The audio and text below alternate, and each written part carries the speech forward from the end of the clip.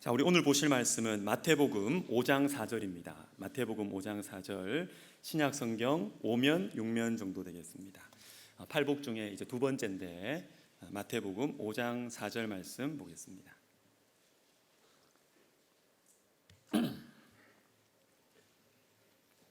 자, 우리 한 목소리로 같이 읽겠습니다. 시작.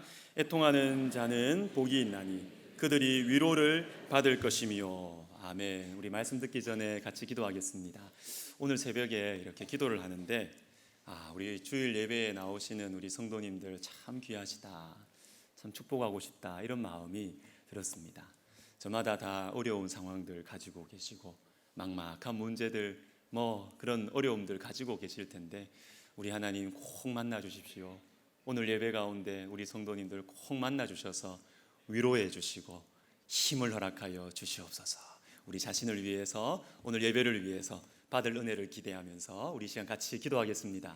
하나님 아버지 감사합니다. 주님, 몸과 마음이 연약하고 불편하지만 하나님 아버지, 주변에 있는 내 자녀들 또 손주들 생각을 하면 기도할 제목들이 많이 있습니다. 하나님 아버지, 우리가 이 무거운 짐들을 가지고 이 자리에 왔습니다. 하나님, 연약한 육체를 이끌고 주님 보고 싶어서 이 자리에 왔습니다. 하나님 아버지 아시지요? 주님 아시지요? 주님께서 우리를 만나 주시고 하나님 아버지 말씀으로 우리를 위로하여 주시고 하나님 아버지, 기도하는 가운데 위로의 말씀이 내 속에 역사하여 주시고 하나님, 그래서 다시 강하고 담대하게 일어나서 세상을 향해 사명의 자리를 향하여서 나아가게 하여 주시옵소서. 주의 성령께서 이 자리를 충만하게 역사하셔서 사단 마귀 권세 틈타지 못하도록 주님께서 도와주시고 주님 은혜로 역사해 주시옵소서. 하나님 아버지 감사합니다. 주님을 기대합니다. 하나님, 우리 사랑하는 성도들 주님께서 영육간에 복을 내려주시고 하나님, 종은 부족하여 오병이어밖에 준비하지 못하였지만 주께서 사랑하시는 백성들이 아닙니까? 배불리 영적인 양식, 생명의 양식을 먹여 주시옵소서. 우리 사랑하는 우리 시온 성가대 복 있는 사람에 대해서 찬양했습니다. 우리 성가대원들의 진실한 고백이 되게 하여 주시고 하나님, 이 예배의 선봉대로 나가는 우리 성가대원들 한 사람 한 사람의 심령 속에 은혜가 회복되고 기도가 회복되고 눈물이 회복되게 하여 주시옵소서. 예수님의 이름으로 감사하며 기도하옵나이다. 아멘. 자, 오늘 본문 말씀에 핵심적인 표현이 두 개 있습니다. 그것은 애통이라는 말과 그 다음에 위로하다라는 말입니다. 애통하는 자는 복이 있나니 그들이 위로를 받을 것이며. 여러분, 먼저 애통이 무엇일까요? 우리 머릿속에는 그냥 추상적으로 애통, 그거겠지 생각할 수 있지만 좀 더 정확하게 한번 뜯어볼 필요가 있습니다. 애통은 슬픔이 표현되는 것입니다. 표현되는 것. 너무 슬퍼서 이것을 감출 수 없는 것, 이것을 보고 애통이라 그래요. 사람의 성격에 따라서 펑펑 울 수도 있고 아니면 꼭 삼키면서 슬퍼할 수도 있지만 너무 슬프면 숨길 수가 없습니다. 그래서 성경에서는 이 애통을 눈물과 연결을 시키는 경우가 많습니다. 마가복음 16장 10절을 제가 읽어드립니다. 마리아가 가서 예수와 함께하던 사람들이 슬퍼하며 울고 있는 중에 말씀이 나옵니다. 자, 여기에 나오는 슬퍼하며 라는 말이 오늘 본문의 애통하다라는 말과 원래는 같은 말이에요. 슬퍼하며 울고 있는 중에. 누가복음 6장 25절도 제가 읽어드립니다. 화 있을진저 너희 지금 배부른 자여 너희는 줄이리로다. 화 있을진저 너희 지금 웃는 자여 너희가 애통하며 울리로다. 애통하는 것은 눈물과 연결이 됩니다. 여러분, 오늘 우리 주님께서 말씀하십니다. 애통하는 자, 우는 자가 복이 있다, 이렇게 말씀하십니다. 자, 또 하나의 핵심 표현은 위로하다, 위로받다라는 동사예요. 이것이 위로받다, 위로하다라는 것이 무슨 의미일까요? 이것도 우리가 대충은 압니다. 그러나 좀 더 정확하게 보면 오늘 본문에 나오는 위로하다라는 것은 두 단어가 합쳐진 말입니다. 두 단어. 곁에서라는 말과 부르다. 이게 합쳐진 말이에요. 곁에서 부르다. 그래서 오늘 이 본문 말씀은 한 폭의 그림으로 우리가 그려보면 쉽습니다. 머릿속에 한번 그려보십시오. 한 사람이 있습니다. 근데 이 사람이 너무 슬퍼요. 너무 힘든 일을 당했습니다. 그래서 너무 슬퍼서 울고 있습니다. 그런데 하나님께서 이 사람의 곁에 오셔서 이름을 불러주시는 것입니다. 인서봐, 너 많이 힘들지? 너 많이 괴롭지? 내가 너를 안다. 내가 너의 아픔을 안다. 이것이 오늘 본문 말씀입니다. 그런데 이 위로하다라는 이 말에서 성경에 굉장히 중요한 한 단어가 파생됩니다. 생깁니다. 뭐냐면 성령입니다. 성령. 불가피하게 이 신약 성경의 언어인 헬라어를 조금 사용하겠습니다. 위로하다라는 것이 곁에서 부르다. 헬라어로 파라칼레오입니다. 곁에서 부르다. 성령은 뭐냐면 파라클레토스 이렇게 됩니다. 곁에서 부르다, 위로하다라는 말에서 성령이라는 말이 나오는 것입니다. 여러분, 성령님은 우리를 위로하시는 분이십니다. 우리가 너무 슬퍼서 울 때 하나님은 우리 곁에 오셔서, 아니 이제는 우리 속으로 오셔서 우리의 이름을 불러주십니다. 인서봐, 너 힘들지? 일어나라. 요셉아, 너 많이 힘들지? 우리 부목사님 이름입니다. 명수가, 너 많이 괴롭지? 우리 여전도사님 이름이고요. 우리 곁에 오셔서 우리 속에서 우리의 이름을 불러주시는 것입니다. 애통하는 자는 복이 있습니다. 그들이 위로를 받기 때문입니다. 하나님께서는요, 애통하는 사람을 참 귀하게 보십니다. 사무엘상 1장에 보시면 엉엉 울고 있는 한 여인이 등장을 합니다. 1장 15절 말씀을 같이 읽습니다. 시작. 한나가 대답하여 이르되 마음이 슬픈 여자라, 포도주나 독주를 마신 것이 아니요 여호와 앞에 내 심정을 통한 것뿐이오니. 아멘. 자, 여기에 내 심정을 통한다라는 말은 내 마음을 쏟아놓는다는 의미입니다. 내 마음을 쏟아놓습니다. 여러분, 이런 적 있으셨지 않습니까? 너무 슬프면 마치 술 취한 사람처럼 갈피를 알지 못하고 내 마음을 그냥 쏟아놓을 때가 있지 않습니까? 한나가 이랬습니다. 자식이 없어서 하나님 앞에서 자기 마음을 쏟아놓는데 아예 자기 자신을 이렇게 소개합니다. 나는 마음이 슬픈 여자라. 나는 마음이 슬픈 여자라. 그런데 놀라운 것은 우리 하나님께서 이렇게 엉엉 울고 있는 이 한나를 통해서 하나님을 멀리했던 사사시대를 마무리하고 새로운 시대를 열어 젖히시는 것입니다. 저는 여기에서 한 가지 질문을 하게 됩니다. 하나님께서 이 한나에게 사무엘이라는 아이를 주셔서 새로운 시대를 열어 젖히시는데 왜 한나냐? 왜? 새로운 시대를 열어 젖히려면 무슨 좀 리더십이 있고 힘이 있는 사람이 나타나서 쿠데타를 일으켜야 되지 않습니까? 그래야 왕조가 바뀌죠.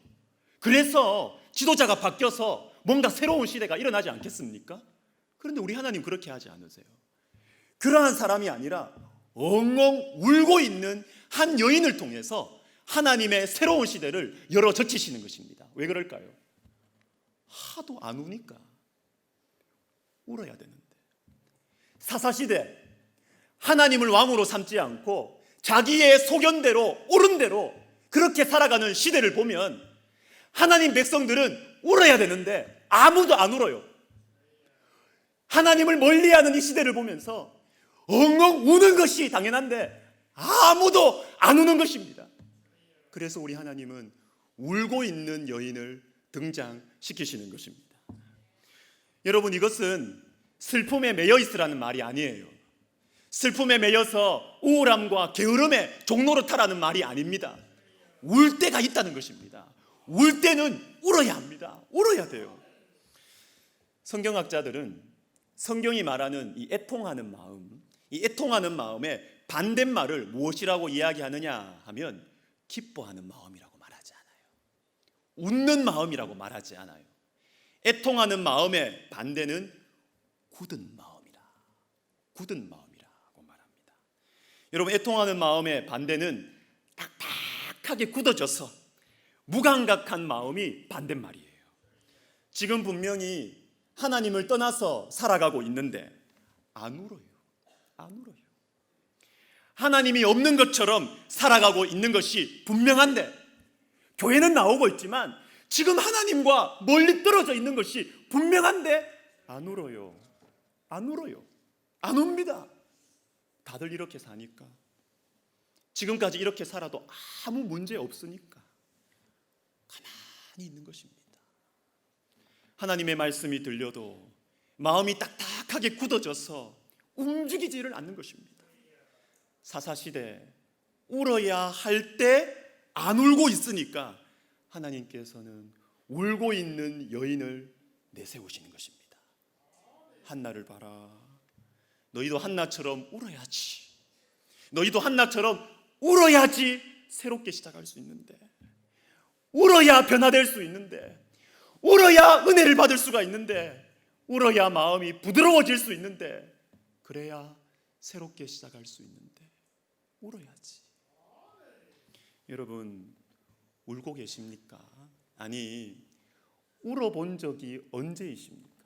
한 10년 전 아니십니까? 한 20년 전 아니십니까? 하나님 앞에서 정말 진한 눈물을 한번 흘려본 적이 언제이십니까? 기억나십니까? 눈물 젖은 영혼 속에서 하나님의 회복의 손길이 역사하기 시작하는 것입니다. 애통하는 자, 우는 자가 복이 있습니다. 언젠가 말씀드린 적이 있습니다. 누가복음 8장 1절부터 3절 말씀, 제가 참 좋아하는 말씀입니다. 우리 같이 한번 읽어보도록 하겠습니다. 시작. 그 후에 예수께서 각 성과 마을에 두루다니시며 하나님의 나라를 선포하시며 그 복음을 전하실세 12제자가 함께하였고, 또한 악귀를 쫓아내심과 병 고침을 받은 어떤 여자들, 곧 7 귀신이 나간 자 막달라인이라 하는 마리아와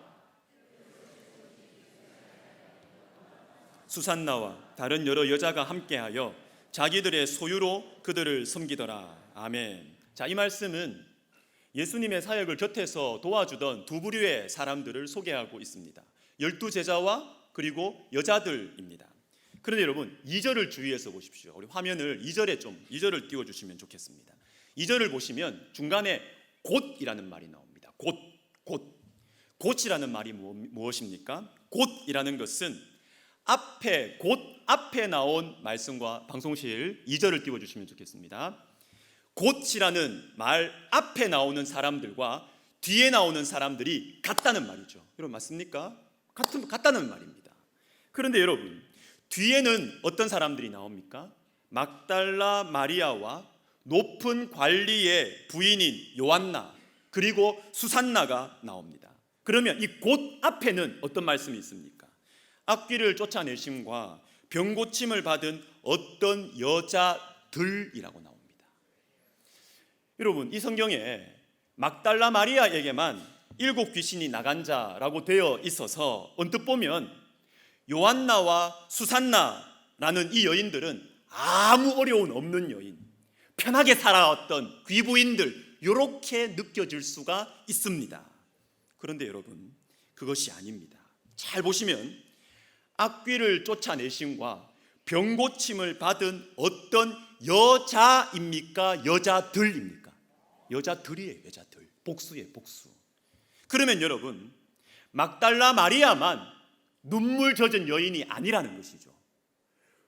고위 관리의 귀부인 이 사모님인 요한나도 귀신에 걸렸든지 병 고침을 받았든지 엉엉 울면서 살았던 여인이라는 것입니다.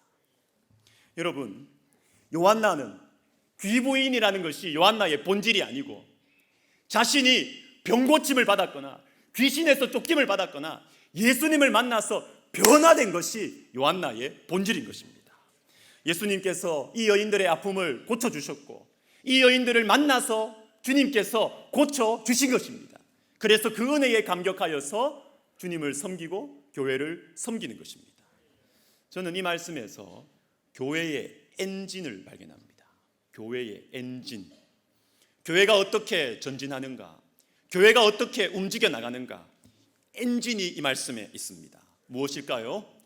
귀신 들렸던 여인 막달라 마리아와 귀 부인인 요한나가 함께 하는 것, 역시 교회는 민주적이어야 돼. 역시 교회는 평등 사상이 있어야 돼. 여러분, 이 정도가 아닙니다. 이 정도가 아닙니다. 그것을 가능하게 하는 근본적인 이유가 있는데, 그것은 하나님이 이 영혼들과 만나주셨다는 것입니다. 하나님께서 울고 있는 영혼들을 만나주셔서 고쳐주셨다는 것입니다.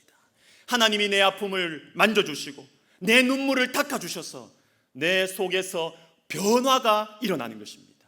생명의 근원 되신 예수님을 물과 성령으로 말미암아 거듭나서 만나서 다시 새롭게 태어나는 것입니다. 그 은혜에 감격하여서 기쁨으로 주님을 섬기고 자신의 지위와 배경과 아무런 상관없이 성도들 앞에서 낮아져서 섬기는 것입니다. 여러분, 이것이 교회의 엔진이에요. 엔진. 이 엔진이 힘차게 돌아가야 됩니다. 만약에 이 엔진이 교회에서 멈춘다, 비상사태입니다. 교회에 무슨 다른 문제가 생겨서 그것보다 가장 본질적인 문제는 교회의 생명의 역사가 일어나지 않는 것. 그냥 이렇게 살아요. 안 되는 것입니다. 교회의 변화의 역사가 사라지면 비상사태. 우리는 국경을 정해놓고 이렇게 기도해야 돼요. 금식 기도해야 되는 것입니다. 교회의 엔진입니다. 여러분, 우리 교회 안에 이 복음의 역사, 생명의 역사, 우리 교회의 이 엔진이 그치지 않고 계속해서 돌아가기를 기도해 주시기를 제가 간절히 부탁드립니다. 우리 사랑하는 백석대학교의 성도 여러분, 우리 교회 어떠십니까? 우리 교회 좋아요, 안 좋아요? 예, 처음 물었을 때 대답을 하셨어야 되는데, 자, 우리 교회는요 참 좋은 교회입니다. 우리 교회는 여러분 어디에 있습니까? 방배동에 있습니다. 강남에 있는 좋은 교회입니다. 건물도 좋고 성도님들도 제가 이렇게 만나보니까 참 다 좋습니다. 진짜 우리 성도님들 점잖으시고 다 품위가 있으세요. 그래서 여러분, 사람들 만나면 교회 자랑할 것 많지 않습니까? 친지들이나 친구들 만나면 막 교회 자랑을 참 많이 하고 싶습니다. 여러분, 계속 교회 자랑하십시오. 교회 자랑하는 것은 좋은 것입니다. 그러나 저는 우리 교회가 이 수준에서 멈추지 않았으면 좋겠습니다. 이 수준에서 멈추면 안 돼요. 우리 교회에 눈물이 많아졌으면 좋겠습니다. 주님을 만나서 울고, 그래서 기뻐서 울고, 또한 주님의 말씀을 듣고서 말씀을 들었지만 순종하지 않는, 잘 안 되는 나의 이 딱딱하고 교만한 마음 때문에 울고, 편안한 환경 속에서 안전하게 편하게 신앙생활 하다가 주님의 말씀을 듣고 내 속마음이 들통이 나서 괴로워서 울고, 그리고 얼마 있지 않으면 가게 될 천국을 그리워하면서 우리 주 예수님처럼 얼굴을 땅에 대고 엎드려서 기도하면서 또 울고, 눈물 많은 교회가 되었으면 좋겠습니다. 사랑하는 여러분, 애통하는 자가 복이 있습니다. 하늘의 위로를 받을 것이기 때문입니다. 제가 청년들에게 가끔 이성교제, 결혼에 대해서 이야기를 할 때 어떤 형제가 좋은 신랑감이냐, 어떤 자매가 좋은 신부감이냐, 이런 이야기들을 나눌 때가 있습니다. 이때 스펙이나 외모나 경제력 이런 것들은 제가 말 안 합니다. 아무리 말해도 안 돼요. 굳이 말하지 않아도 자기들이 다 알아서 챙깁니다. 그래서 어떤 자매들은 또 그래요. 아주 신앙 좋은 자매들은 목사님, 저는 예수님 같은 형제를 만나게 해달래요. 그래서 제가 한 번은 그렇게 이야기했습니다. 정말 진짜냐? 예수님 머리 둘 곳 하나 없었고 호르몬이 맏아들이다. 괜찮냐? 말을 못하더라고요. 누가 좋은 신랑감입니까? 누가 좋은 신부감입니까? 꺾여본 사람이에요. 꺾여본 사람. 꺾인다는 것이 무엇입니까? 주님 앞에서 가슴을 치며 울어본 사람이에요. 내 인생이 내 마음대로 되지 않는다는 것을 정말 아는 사람, 내 실력대로 내 인생이 되지 않는다는 것을, 내가 가지고 있는 배경으로 내 인생이 되지 않는다는 것을 가슴을 치면서 울어본 사람이 꺾여본 사람이에요. 결혼하신 분들은 아시지 않습니까? 타고난 성격, 성품 좋아봤자 거기서 거기 아닙니까? 사람들이 우리 남편 보고 다 착하다고 막 말해. 우리 남편, 당신 남편 너무 착하다. 그때 우리 자매님들 속에서 무슨 말씀하세요? 네가 같이 살아봐라. 그런 말씀하지 않습니까? 여러분, 타고난 성격은 다 거기서 거기입니다. 우리 모두 다 꺾여야 돼요. 꺾여야 됩니다. 꺾여야. 겉으로는 좀 교만해 보여도요, 하나님의 말씀 앞에서 꺾을 줄 아는 사람은 좋은 사람입니다. 꺾일 줄 아는 사람은 희망이 있습니다. 변화될 수 있습니다.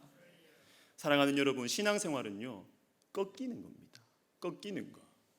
하나님의 말씀이 내 심령에 다가올 때, 하나님의 말씀이 내 욕심을 건드릴 때, 내 교만함을 건드릴 때 꺾이는 것이, 그때 하나님의 역사가 내 속에서 일어나기 시작해요.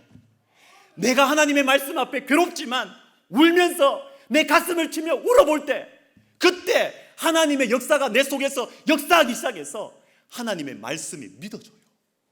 하나님의 말씀이 진짜구나, 이게 믿어지기 시작하는 것입니다. 이것이 바로 우리 속에서, 그리고 우리 밖에 세상 속으로 하나님 나라가 확장되는 방식인 것입니다.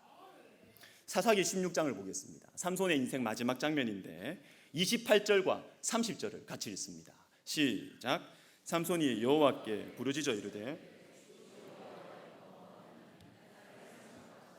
하나님이여 구하옵나니 이번만 나를 강하게 하사 나의 두 눈을 뺀 블레셋 사람에게 원수를 단번에 갚게 하옵소서 하고, 삼손이 죽을 때에 죽인 자가 살았을 때에 죽인 자보다 더욱 많았더라. 아멘. 중요한 문장이 마지막에 나오죠. 살았을 때에 죽인 자보다 죽을 때에 죽인 자가 더 많았다. 여러분, 삼손은 살았을 때에도, 이전에도 하나님께 쓰임을 받았어요. 그런데 이전에는 자기 성격대로 하나님의 일을 했습니다. 여러분, 충분히 이럴 수 있습니다. 하나님의 일을 해요. 그런데 자기 멋대로 해요. 하나님의 일을 합니다. 자기 성격대로 해요. 하나님께서 이것을 허용해 주시지만 불편해 하십니다.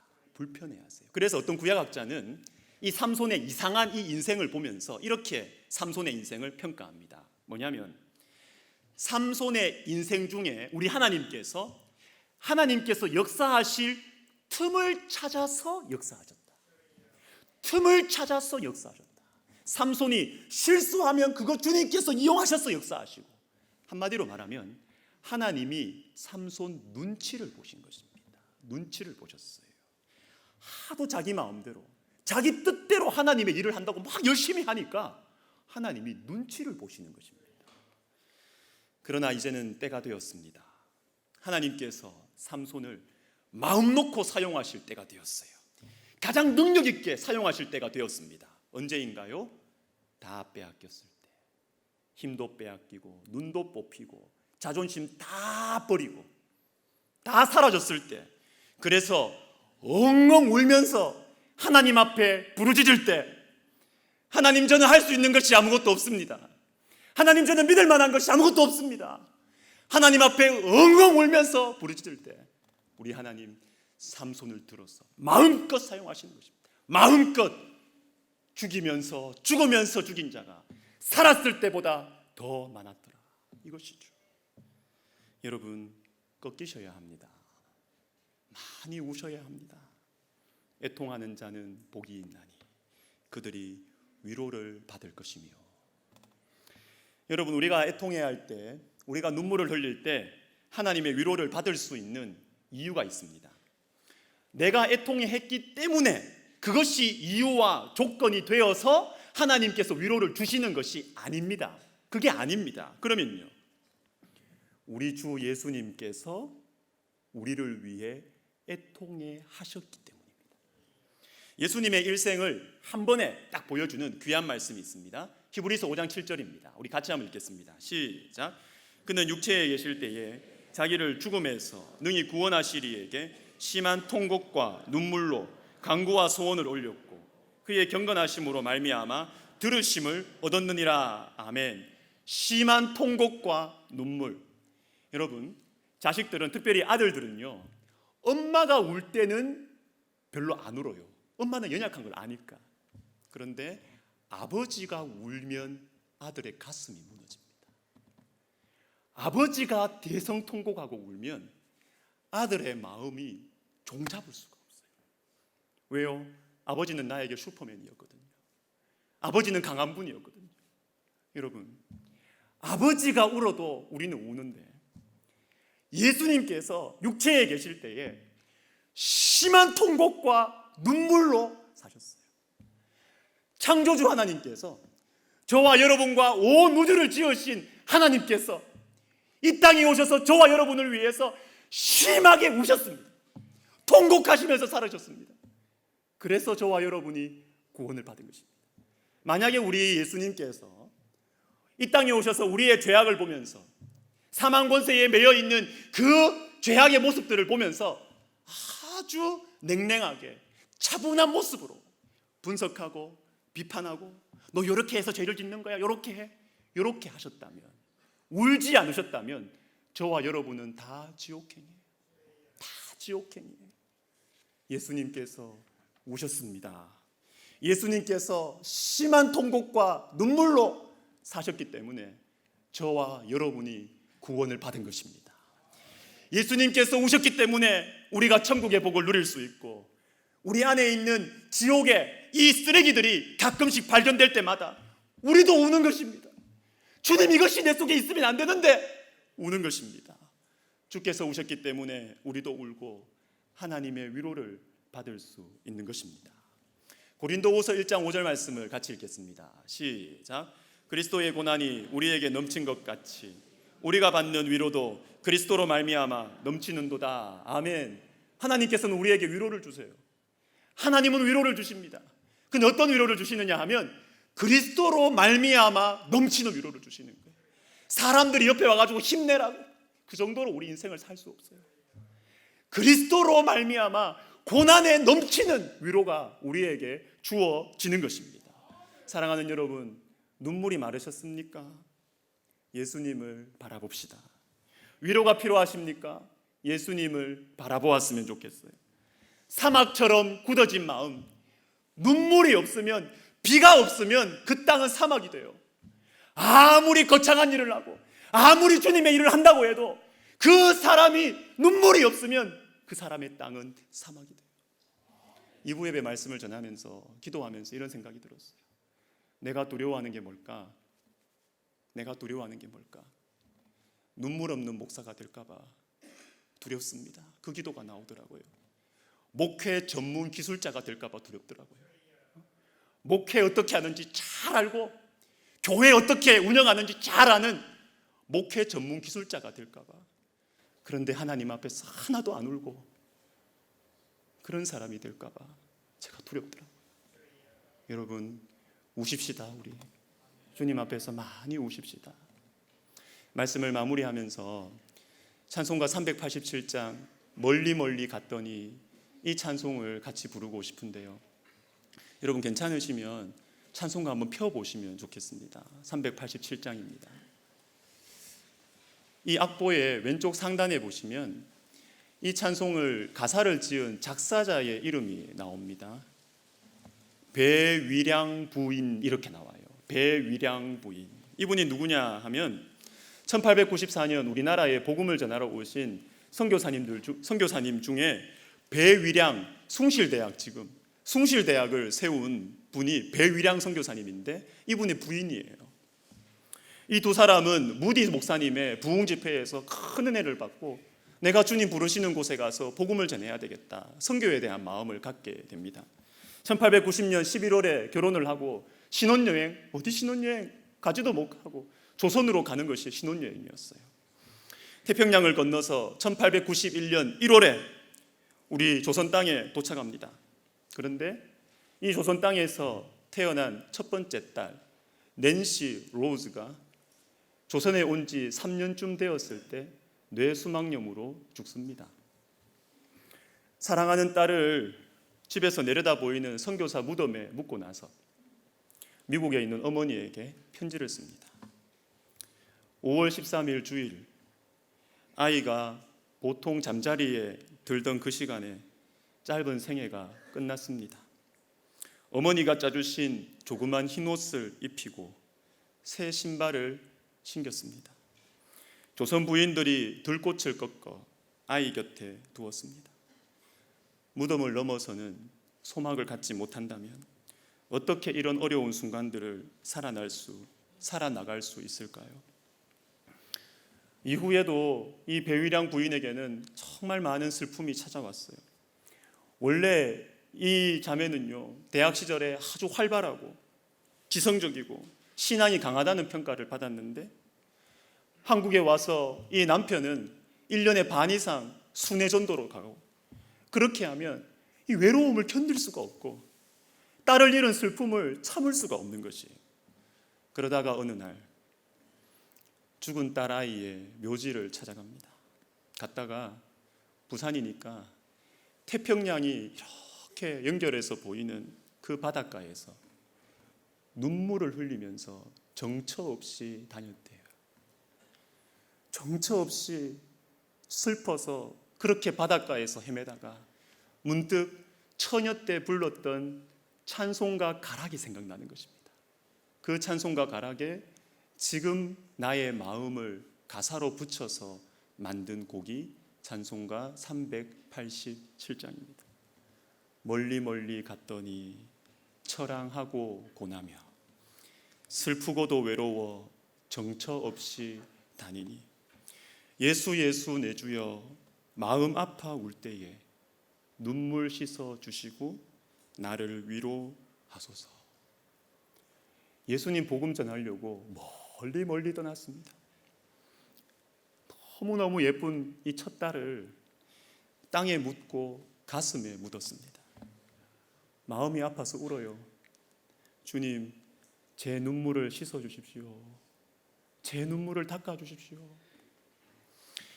이 배위량 부인 선교사님은 굉장히 똑똑한 분이었어요. 한국어 실력이 수준급이었습니다. 그래서 평생에 이 교과서를 만들고 이 교육과 이런 부분에 많은 이바지를 했습니다. 그러다가 1906년에 암에 걸립니다. 암에 걸려서 미국으로 가서 수술받고 주변 사람들이 다 말렸는데 다시 조선 땅에 가야 된다고 그 몸을 이끌고 다시 조선 땅에 왔어요. 그리고 10년 후 1916년 6월에 52세의 나이로 이 땅에 묻힙니다. 여러분 어떠세요? 싫죠? 예수 믿고 좀 잘 나가야 되는데, 예수 믿고 좀 평탄해야 되는데 너무 싫죠? 여러분, 그러나 이것이 성도들만이 살 수 있는 영광스러운 삶이에요. 슬픔이 있습니다. 괴로움이 있습니다. 그러나 그 괴로움, 그 바닥에서 하늘에서 위로가 쏟아지는데, 그 위로 받아서 다시 일어나서 사명의 길로 가고 다시 나를 꺾고 품어내고 사랑하고, 이렇게 할 때 우리는 이 땅에서부터 천국을 누리기 시작하는 것입니다. 이 은혜가 우리 모두에게 있기를 주님의 이름으로 축원합니다. 아멘. 우리 말씀 생각하면서 찬송가 387장 1절과 2절 같이 부르겠습니다.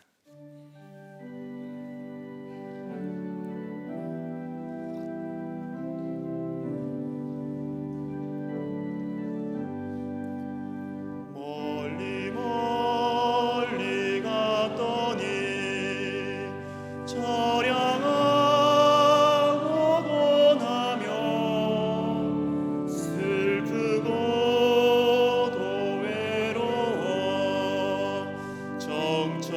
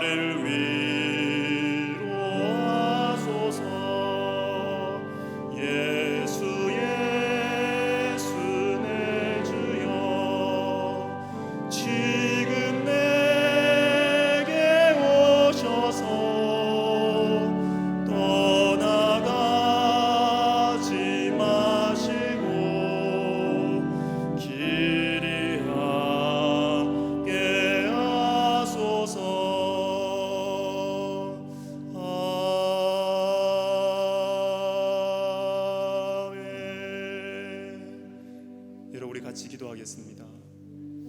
여러분, 눈물이 마르지 않으셨습니까? 신앙생활 몇 년 했는지 묻는 것이 아닙니다. 여러분, 직분이 무엇인지 묻는 것이 아닙니다. 여러분이 하나님을 위해서 얼마나 큰 일을 했는지 제가 묻는 것이 아닙니다. 여러분, 눈물이 마르지 않으셨습니까? 하나님 앞에서 나의 죄악을 두고 주님이 울고 계시는 이 세상을 보고 울어야 되는데 울지 않고 살아가고 있지 않습니까? 우리 시간 기도합시다. 하나님, 저에게 눈물을 회복시켜 주시옵소서. 기도하겠습니다. 사랑하는 하나님 아버지, 사랑하는 하나님 아버지, 두렵습니다. 안정되고 평안한 여건 속에서 주님, 제가 눈물이 마를까봐 두렵습니다. 주님, 안정된 이 목회 환경 속에서 제 눈물이 마를까봐 두렵습니다. 하나님 아버지, 주님, 목회 전문 기술자가 될까봐 두렵습니다.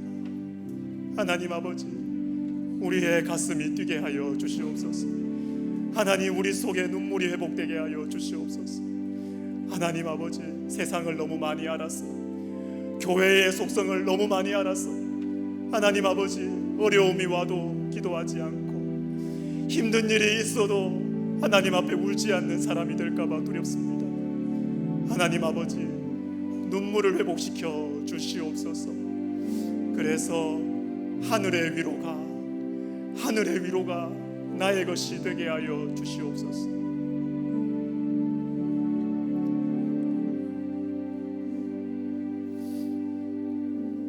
우리 다 같이 일어나셔서 방금 부른 찬송 1절과 3절 부르시면서 예물을 드리겠습니다.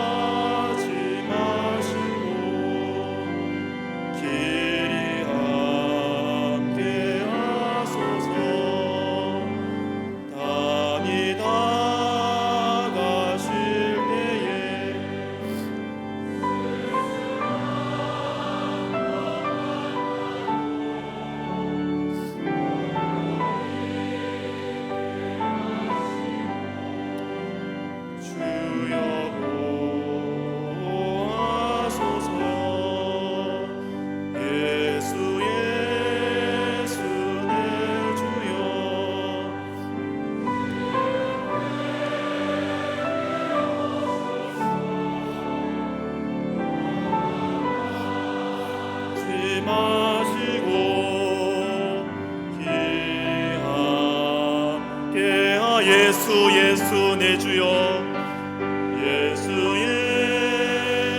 내 주여, 지금 내게 오셔서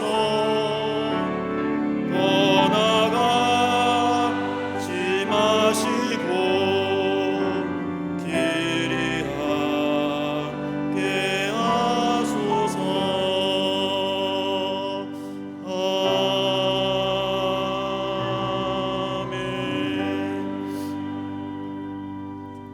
하나님 아버지, 감사합니다. 예배의 자리에 있게 해주셔서 감사하고 받은 은혜를 알아 예물 드릴 수 있어서 감사드립니다. 주님, 우리 사랑하는 성도들에게 복을 내려 주시옵소서. 연약한 영혼과 육체를 가지고 그래도 주님 앞에서 살려고 몸부림치고 있지 않습니까? 주님, 시마다 때마다 말씀 주시고 기도할 가난한 마음도 주시고 애통할 수 있는 마음도 주셔서 이 문제 많고 거친 세상을 살면서 하나님 앞에서 많이 울게 하옵소서. 그래서 내 곁에 오셔서 이름을 불러주시며 안아주시며 위로하시는 주님의 은혜를 받아 나에게 허락하신 길을 묵묵히 그리고 담대하게 걸어가게 하옵소서. 주님, 두려운 것이 있습니다. 우리의 마음이 굳어질까 봐 두렵습니다. 우리 교회가 눈물이 많은 교회가 되게 하옵소서. 사람은 몰라줘도 주님만 아시는 눈물이 우리 교회에 많아지게 하옵소서. 그래서 부드러운 마음으로 주의 말씀을 받고 주께서 주시는 은혜에 감사하여 작지만 진실한 믿음의 한 걸음을 내딛게 하옵소서. 주님, 우리 교회가 눈물 많은 교회, 기도하는 교회, 성령 충만한 교회가 되게 하옵소서. 이제는 우리를 위해 우시면서 이 땅을 사신 우리 주 예수 그리스도의 은혜와 가시 같은 우리를 품으시고 싫다하지 않으시고 버리지 않으신 우리 하나님 아버지의 한이 없으신 사랑과 우리 곁에 우리 속에 오셔서 이름을 부르시며 안으시며 눈물 닦아주시는 성령님의 위로하심이 다시 눈물이 회복되기를 소원하는 이 자리에 있는 모든 심령들 가운데, 그리고 하나님의 시선과 마음을 가지고 하나님과 함께 울면서, 그래서 하나님께서 눈치 안 보시고 자유롭게 사용하시는 축복의 통로가 되기를 원하는 우리 백석학원과 총회 가운데 이제로부터 영원토록 함께 있을지어다. 아멘.